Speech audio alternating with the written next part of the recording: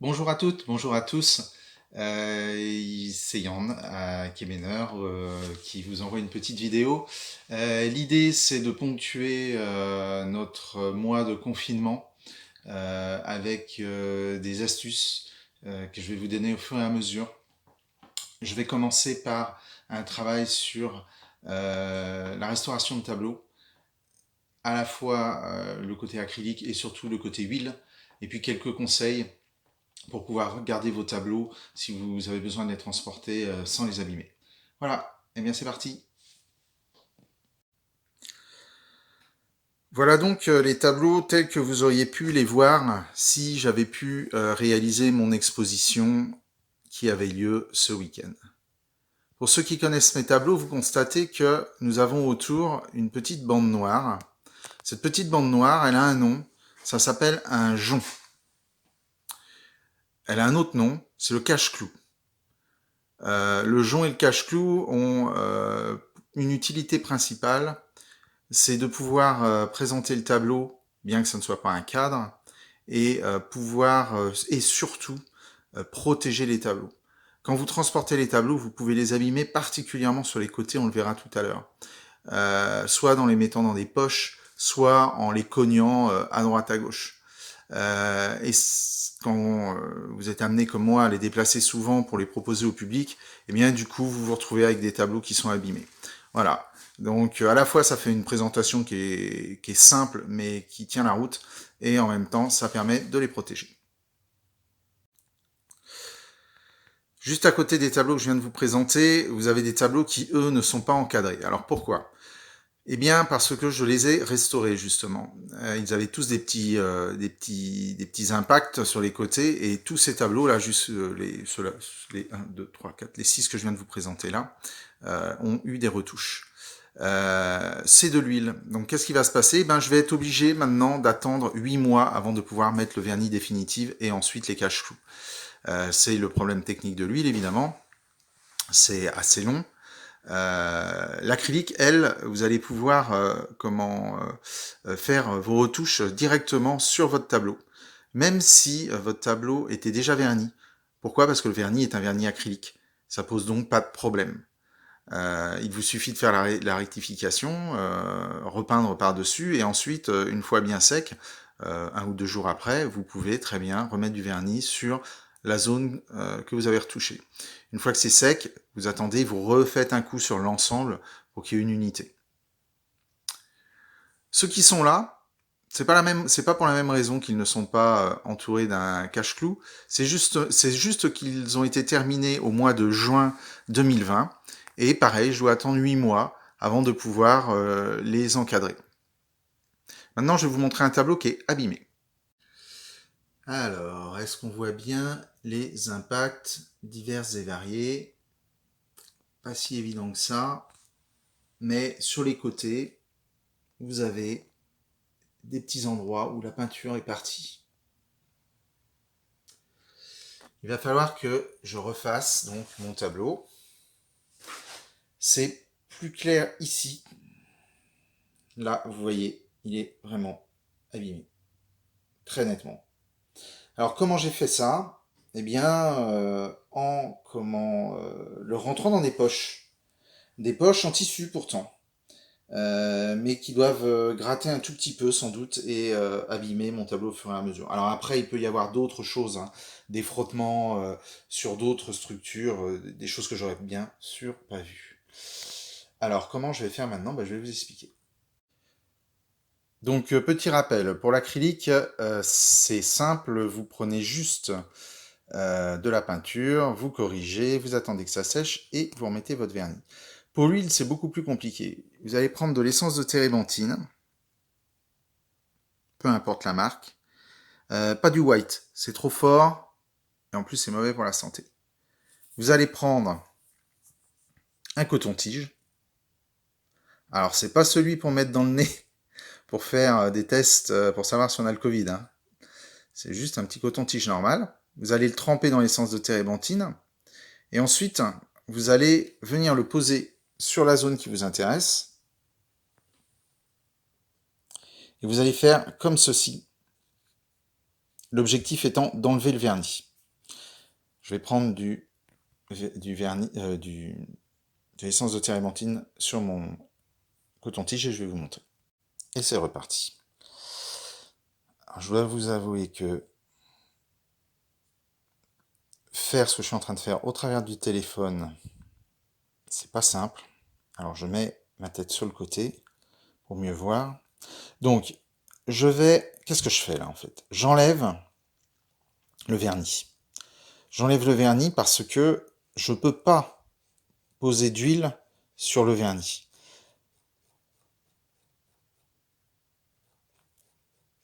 Jusqu'à ce que je touche la peinture et qu'à ce moment-là, j'ai un petit peu de couleur sur le coton-tige. Pour l'instant, je n'en ai pas. Je frotte, je frotte, je frotte.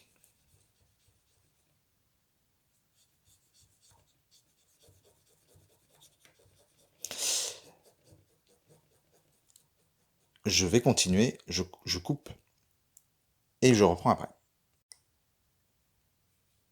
Et voilà. Donc, nous avons du bleu sur le coton-tige. Ok. Je m'arrête là, il ne s'agit pas d'enlever la peinture déjà posée, c'est juste d'enlever le vernis. Alors quand même une précision.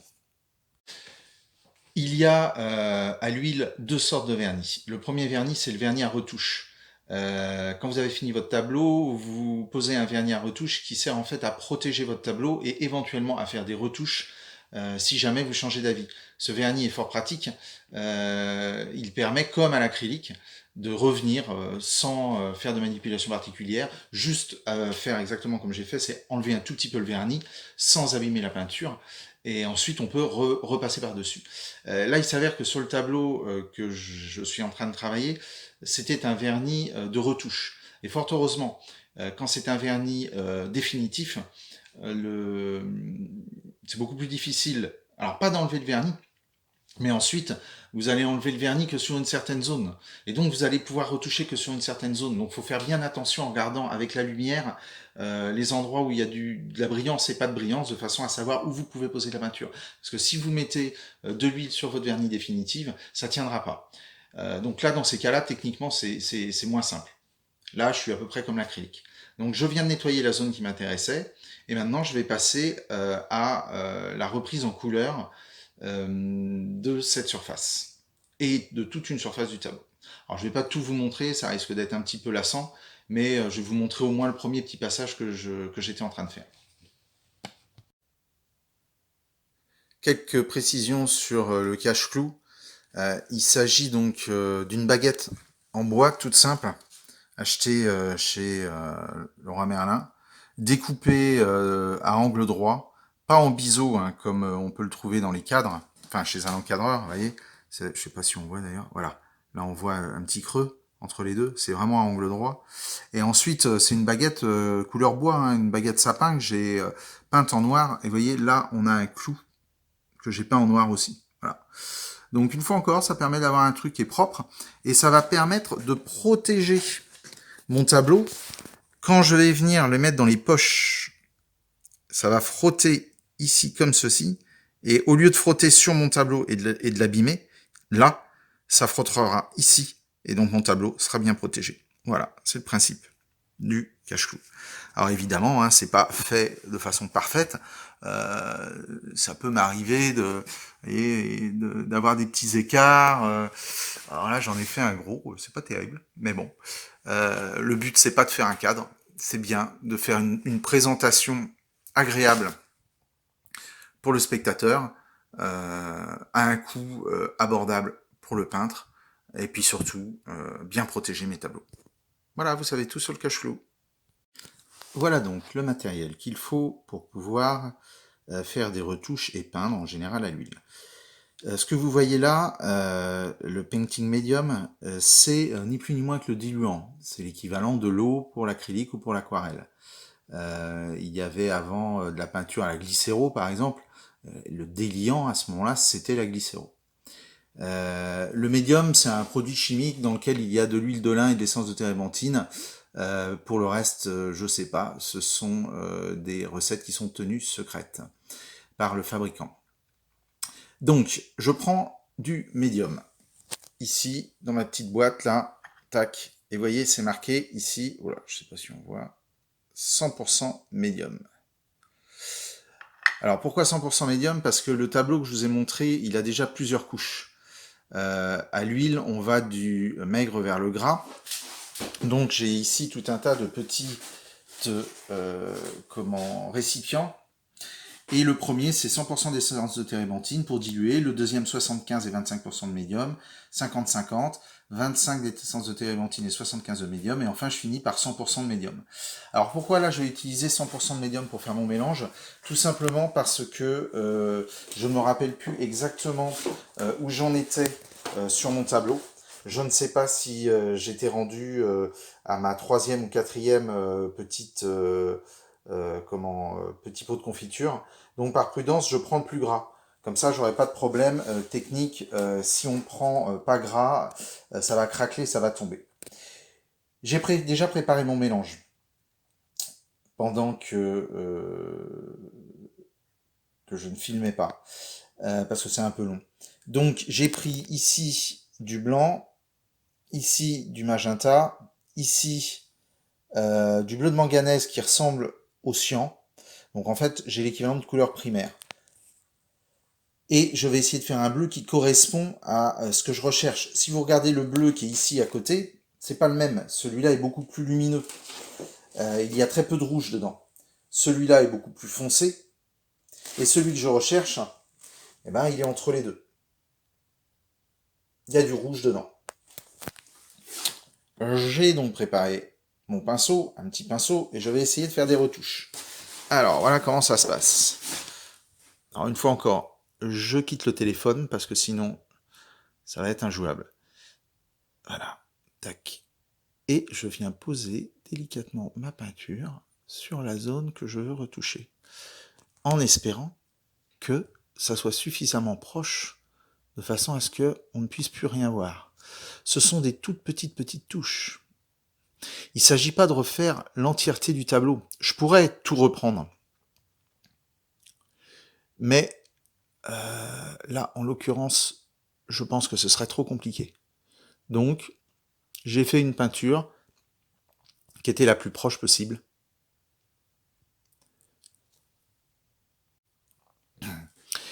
Une peinture qui était la plus proche possible, disais-je.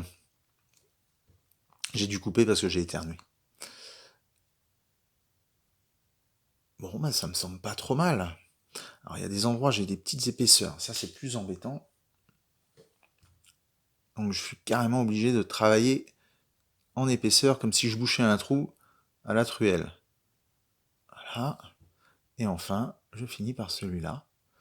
Bon, c'est pas trop mal. Hein. Alors, l'avantage de l'acrylique, de l'huile, c'est que les couleurs sont très stables. Contrairement à l'aquarelle ou à l'acrylique où les couleurs peuvent légèrement changer, on peut avoir de mauvaises surprises. Là, je sais que ce que j'ai posé va rester exactement tel que je le vois actuellement. Voilà. Donc maintenant, je vais continuer. Vous voyez, j'ai une pipette ici, un minuscule ici, je sais pas si vous le voyez. Ici, là, j'ai des petites choses qui sont pas terribles. Voilà aussi. Sur le bas, je vous l'ai déjà montré. Ça, c'est quoi? Des petites cochonneries. Hop. Voilà. Donc, à partir du moment où je fais des retouches, aussi minuscules soient-elles, je ne pourrai vernir ce tableau que dans 8 mois. Voilà. Eh bien, à la prochaine.